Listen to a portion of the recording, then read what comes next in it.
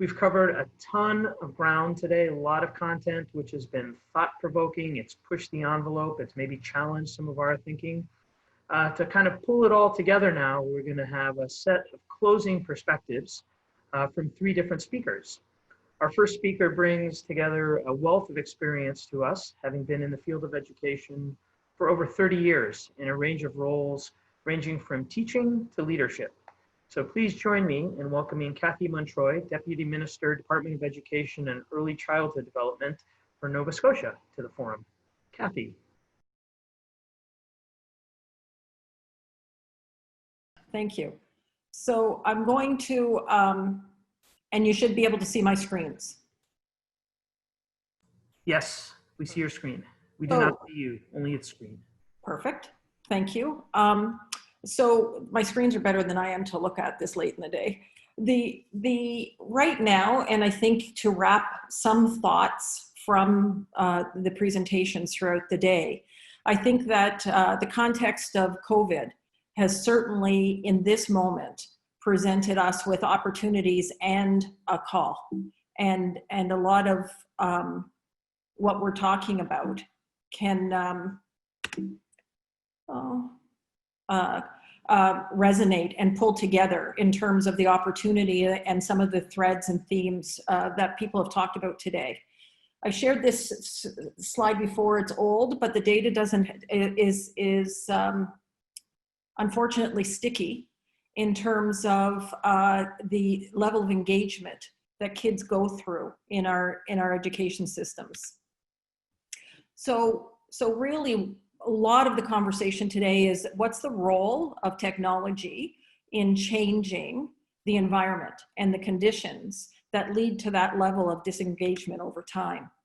We're also in COVID, and I think Stuart talked about this around, we haven't been called as leaders and as citizens and as people who live in community and are in this together quite the way that we have during VUCA.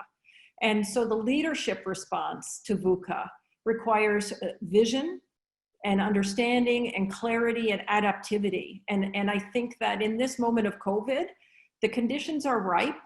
And I think one of the presenters today talked about the compression of time that comes with crisis. Many of you will see various frameworks around curriculum, and in Nova Scotia, we are working with the Center of Curriculum Design to do some planned abandonment of the crowded curriculum, because one of the things that I'm going to continue to remind us of, and I'm not sure I heard much today of, is where's the space for the transformation? We can't lay transformation on top of everything we've always done.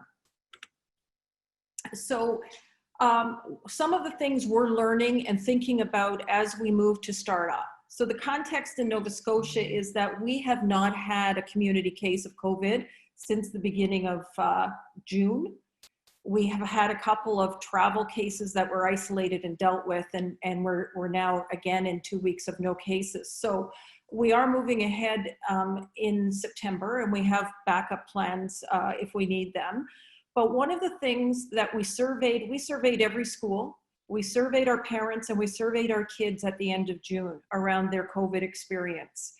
And we know we need to be prepared for more person-centered and trauma-informed welcome back and differentiated.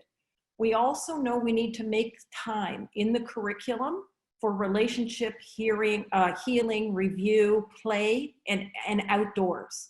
So we're starting to create sample timetables to get more kids outdoors, more in big motor play that's totally related to mental health. We are looking at intentionally countering the deficit, loss, and gap narrative. What our kids have lost, what our kids have gapped on the curriculum, et cetera, needs to be balanced with what have they picked up with resiliency? What experiences have they had, and how can we identify the learning from those? And we're learning how to build ramps versus starting points. Kids have experienced COVID very, very differently depending on their homes and their supports and their cultures and their experiences. So they're going to come in differently. So we need ramps, not starting points. And how do we balance all of that with a judicious and intentional use of technology? So based on what we've heard in this conference and some of the thinking that we have had, what happens then if we start to move from a focus on time as the driver to learning as the driver? And if we did that, what would it look like?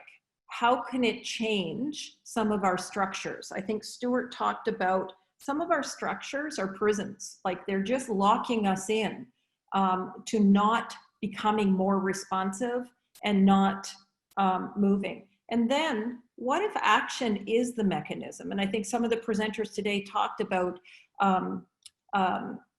inquiry-based learning and action as the mechanism for learning and the ability to demonstrate learning. I'm going at really big speed because I know they're going to cut me off on time soon. So then the notion of digital identity and some of the proofs that we heard about today. What happens then if we think about that? And I would argue that if we're going to think about it, we can't do it as an educational community. We need post-secondary and we need employers. We need to create a common understanding of why we would do this. Why the micro-credentialing versus the 110-hour accreditations? Why have an action-based and a competency-based framework in order to build them? Why would we move learning through action, passion, and experience that can be captured, tracked, and valued? So how can we do that? And I think we can. I think we make a mistake as an educational community to try to do it ourselves. So when we talk about building networks, I think our networks have to be expanded beyond the education community. As we move forward, I think some ideas we need to be wrestling with at a system level.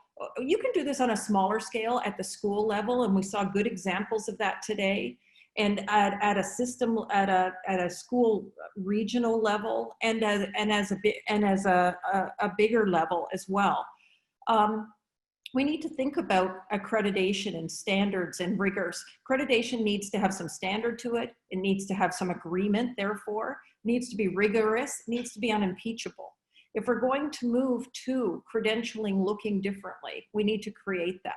And we need to create it in a common understanding and framework with partners in employment, in social services, in education, in post-secondary education, with our parents. Our parents need to understand this so that they're not frightened of it. And education transformation has always been challenged by needing to look like it did when the parents went to school. Digital identity, here's our moment to be very deliberate about culturally responsive, equitable in access and in its use, developmental in nature so it can change over time, it's not static. You can come back and pick up a skill that you find that you needed when you didn't do it in the first time or pay attention to it in the first time. So these knowledge skills, social character building, all need to be considered to be continua and change over time and not sequential. So we saw that chart today with the pathways for technology moving across it. That was very linear and sequential. Meanwhile, if you're moving into that sphere, you could move up and down that chart and build value and competency. Needs to be secure for sure. We all have nightmares around security with digital platforms. We need to build coalitions, and somebody talked today around the tsunamis. And I would suggest that politics are another tsunami. Don't tell my minister I told you that. But politics work in 4-year cycles. And in order to do this kind of transformation, you can't do it in 3-year bundles.